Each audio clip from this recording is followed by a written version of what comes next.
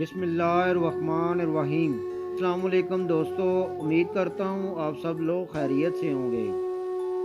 لکھنؤ بازار میں ایک غریب درزی کی دکان تھی جو ہر جنازے میں شرکت کے لیے دکان بند کر دیا کرتا تھا۔ اس طرح روز روز جنازے پر جانے سے آپ کے کاروبار کا حرج ہوتا ہوگا۔ کہنے لگا کہ علماء سے سنا ہے کہ جب کوئی شخص کسی مسلمان کے جنازے پر جاتا ہے تو کل کو اس کے جنازے پر لوگوں کا ہجوم ہوگا۔ میں غریب ہوں، نہ زیادہ لوگ مجھے جانتے ہیں، تو میرے جنازے پہ کون آئے گا؟ اس لیے ایک تو مسلمان کا حق سمجھ کر پڑھتا ہوں، اور دوسرا یہ کہ شاید کل کو مجھے بھی کوئی کندھا دینے والا مل جائے۔ اللہ پاک کی شان دیکھیں کہ 1902 میں مولانا عبدالحی لکھنوی صاحب کا انتقال ہوا۔ ریڈیو میں بتلایا گیا، اخبارات میں جنازے کی خبر دی گئی۔ جنازے کے وقت لاکھوں کا مجمع تھا، پھر بھی بہت سے لوگ ان کے جنازہ پڑھنے سے محروم رہ گئے۔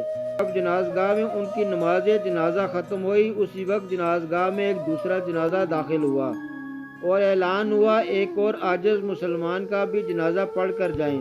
دوستو، دوسرا جنازہ اس درزی کا تھا۔